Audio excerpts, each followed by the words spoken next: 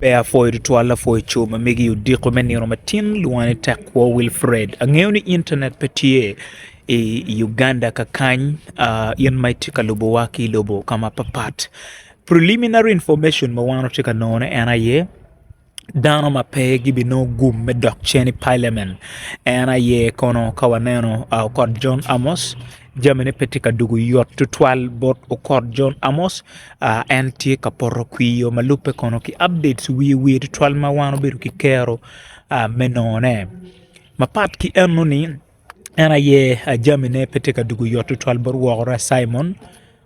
Simon jamene tika dugu tak mada it en kama kainano motinoni unguri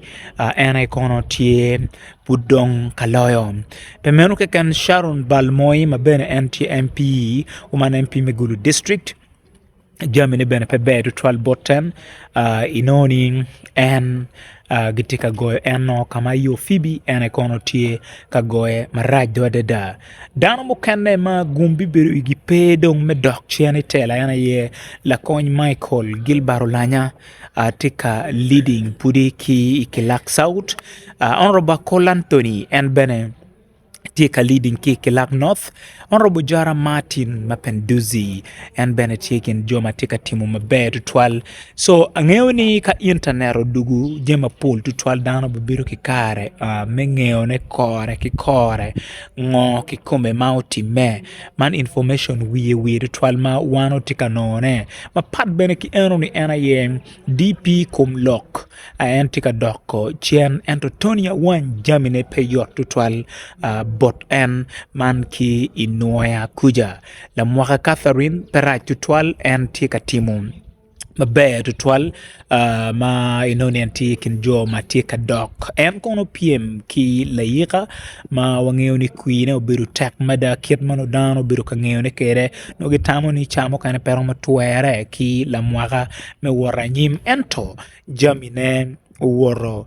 katung chie mabe tutwal la be Lilian peraj tutwal jamine tika word bene tung chie ki kume man iguni wengdong watika koro declaration form chiwano bimoro iri man food preliminary information mawatamu kupe kilo choj mukana magetitu wakpin kama pat kaya nene chawa eni inge ni security team very tight ana team mani Gulu City district council lol kama tie tali center madit pa Gulu City waburu waru pinyo ki yeko ni noni no bad mao tika loyo matak mada polling station ma poll to 12 no bad mao and tika leading iye kadong bene itung chel pa mon ni noni mega ulbert yuchan era ikono tika loyo pamon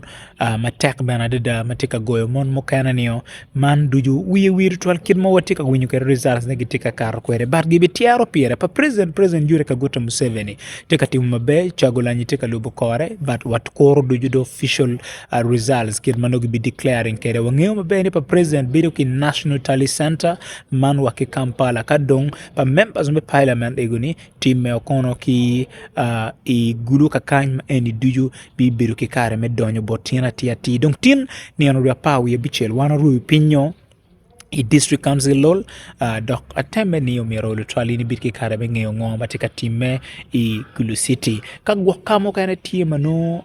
yin pe biru ki kare me no ngechi ye nanu dano to penyo lera city kid ma jamani te kwere lera sitting Dr. Acheng and kono put no teka what mabe to twal matika loyo dago pa akana meno anoni ikwi memoire libario ki Pierre Rio wia bichel eni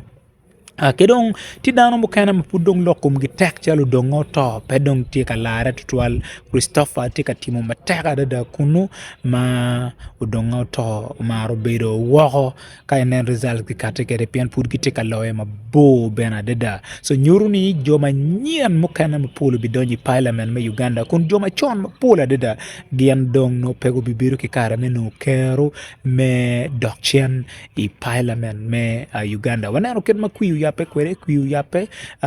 BVVK machine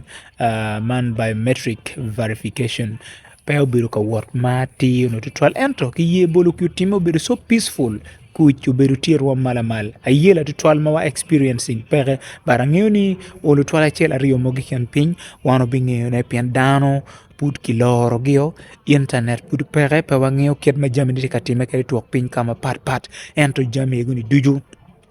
bi bedo ki kare me kati kama leng lawo bene kwe kama kena do ya peo chalo bot minister Norbert Mao dano yabo kwe chon piente ka loe father Charles Onen ma bu tutwal ma anoni nyuro kama leng ni loch tie tung bot en mechere parliament pe luak me la ro peche division konkit man updates mo kane biro bori le chen